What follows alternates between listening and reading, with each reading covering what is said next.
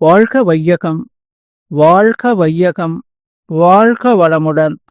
அருளாசன் அருள் தந்தை வேதாத்ரி மகரிஷி அவர்களும் ஒட்டுமொத்த மகான்களும் இறைநிலையும் என்னுள் சூக்குமமாக எழுந்தருளி இன்றைய நாள்காட்டி வரிகளுக்கான கவிவரிகளையும் அதற்கான விளக்கத்தையும் சிறப்பிக்க வேண்டுமாய் சங்கல்பம் மேற்கொள்கிறேன். அனைவரையும் பணிவோடு முதற்கண் வணங்கி ஆரம்பிக்கலாம் என்றிருக்கிறேன். அனைவருக்கும் இனிய காலை வணக்கம். வாழ்க வளமுடன். சாமிஜியினுடைய இன்றைய நாள்காட்டி வரிகள். பிறர் தேவைக்கும் கருத்திற்கும் மதிப்பளித்து தன் தேவைகளையும் விருப்பங்களையும் கட்டுப்படுத்திக் கொள்ளும் பண்பாடு ஒவ்வொரு மனிதனுக்கும் அவசியம் என்று சாமிஜி நமக்கு இந்த நாள்காட்டி வரிகள் கொடுத்திருக்கிறாங்க. இதற்கான கவிதை வரிகள்.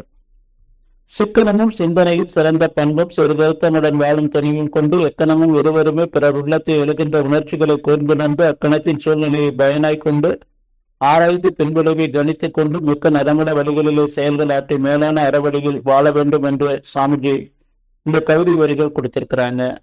நாம புரிந்து கொள்ள வேண்டியது என்ன? குடு கூட்டல் இன்பம் குடும்பம். பிறவி பெருந்தடல் நீந்துவதற்கு குடும்ப அமைதி என்பது இன்றியமையாத ஒன்று. ஒவ்வொரு குடும்ப உறுப்பினரும் தன்னுடைய தேவைகளை சிக்கனமாக முடித்துக் கொண்டு மற்றவர்களுக்கு ஒத்து உதவி வாழ்வதுதான் அந்த குடும்ப அமைதிக்கான ஒரு வழி. யார் விட்டு கொடுத்து சகிப்புத்தன்மையோடு தியாகியாக ஒரு குடும்பத்துல வாழ்றாங்களோ அவங்கதான் அந்த வாழ்க்கை கலையை கற்றுக்கொண்டு சிறப்பாக வாழக்கூடியவங்க என்று சாமிஜி சொல்லுவாங்க. இல்லறமே நல்லறம். குடும்பம் ஒரு கோயில். குடும்பம் ஒரு மல்டி யூனிவர்சிட்டி, ஒரு பல்கலைக்கழகம். சாமிஜி நமக்கு குடும்ப அமைதிக்காக ஒரு 16 விளக்கங்கள் நமக்கு கொடுத்திருக்கிறாங்க. அந்த 16 விளக்கங்களையும் நாம் மனதில் நிறுத்தி நாம வாழும்போது நாமளும் மகிழ்ச்சியாக வாழலாம். நம்முடைய குடும்ப உறுப்பினர்களுக்கும் எல்லோரும் மகிழ்ச்சியாக வாழ்வதற்கு நாம ஒரு வழிகாட்டியாக இருக்கலாம். ஒரே நீர் உதாரணம் மட்டும் எடுத்துக்கொள்ளுவாங்க. சாமிஜி சொல்லுவாங்க, தேவையின் நியதி, தேவையின் காலம், தேவையின் அளவு, தேவையின் முறை. பெரிய உதாரணங்கள் சாமிஜி சொல்லியிருக்காங்க. ஒரு மகனுக்கு ஒரு கார் வாங்குற விளக்கங்கள் கொடுத்திருக்கிறாங்க. நாம இன்றைக்கு ஒரே ஒரு உதாரணம் மட்டும் எடுத்துக்கொள்ளுவாங்க. கணவன் மனைவி வசித்து வர்றாங்க. அந்த மாடுல ஒரு நண்பர் வீட்டுக்கு போறாங்க. அந்த அண்ணா குடும்ப தலைவி தேவையான உணவை அவங்க 2 பேர்த்துக்கும் சமைச்சு வச்சுட்டு போறாங்க. நண்பர் வீட்டுக்கு போறாங்க. அவங்க எதிர்பார்த்த மாதிரி அந்த ஒரு குறிப்பிட்ட நேரத்துல அவங்க வேலைகள்லாம் முடியல. 7:30 மணி ஆயிடுது. அவங்க கம்பல் பண்ணி அவங்க 2 பேர்த்தையும் நீங்க சாப்பிட்டுட்டு தான் போகணும் என்று சொல்லி பிடிவாதமா அவங்கள சாப்பிட வச்சிடுறேன். அவங்க அங்கிருந்து வீட்டுக்கு வர்றாங்க. வீட்டுக்கு வந்துட்டு அவங்களுக்கு வெத்தலை பாக்கு போடுற பழக்கம் இருக்கு. அப்ப 2 பேரும் அமைதியா உட்காந்து அந்த வெத்தலை பாக்கு போட்டுட்டு இருக்கிறாங்க. அப்போ வெளியில ஒரு குரல் கேட்குது, அம்மா பிச்சை போடுங்க என்று. அப்போ அந்த அம்மா எழுந்து அந்த பிச்சை போடுறதுக்காக முயற்சி செய்யறாங்க.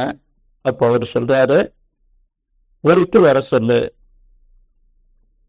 இல்லைங்க, நான் நண்பர் வீட்டுக்கு போகும்போது சமைச்சு வச்சுட்டு போனேன். அந்த உணவு அப்படியே இருந்தா காலையில வீணா போயிடும். அதை கொடுத்துட்டேன் அப்படின்னு சொன்னா அது அவங்களுக்கு உபயோகமா இருக்கும், இல்லைன்னா கெட்டு போயிடும் என்று சொல்லி எழுந்து உள்ள போறாங்க. உள்ள போகும்போது அவங்க அந்த பாத்திரத்துல ப்ரிப்பேர் பண்ணி வச்சதை அந்த உணவை எடுத்துட்டு வர்றாங்க.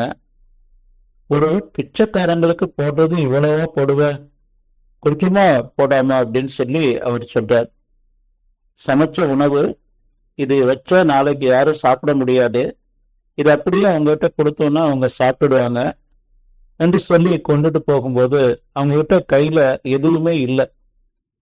அம்மா, நீங்க ஏதாவது ஒரு இலை இருந்தாலோ அல்லது ஒரு பேப்பர்லயோ வச்சு கொடுங்கம்மா, நான் அதை சாப்பிட்டுக்கிறேன், என்கிட்ட எந்த ஒரு பாத்திரமும் இல்லை, அதனால நீங்க வச்சு கொடுங்கம்மான்னு சொல்லி அப்ப உள்ள வராங்க. வந்தவொடனே ஏன் கொண்டுட்டு போனா திரும்ப கொண்டுட்டு வரேன்னு சொல்லி கேட்குறாங்க. இல்லைங்க, உங்ககிட்ட எதுவுமே இல்லை, நம்மகிட்ட இலை இருக்கு, 2 இலை, ஒரு பேப்பர்ல இலைய வச்சு அதை கொட்டி கொடுத்தோன்னா நான் சாப்பிட்டுடுறேன் என்று சொல்றாங்கன்னு சொல்லும்போது என்ன சமபந்தி போதனமாங்கிறேன். இந்த இடத்துல தான் புரிந்து கொள்ளணும். தேவையின் நியதி, தேவையின் காலம், தேவையின் அளவு, தேவையின் முறை, இது கூட நாம ஒவ்வொரு செயல்கள்லையும் நாம புரிந்து கொண்டு குடும்ப அமைதிக்காக நம்ம விட்டு கொடுத்து சகிப்புத்தன்மையாக தியாகியாக வாழணும்னு சொல்லி நன்றியுடன் நிறைவு செய்து கொண்ட இன்றைய சிந்தனையை வாழ்க வளமுடன், வாழ்க வளமுடன்.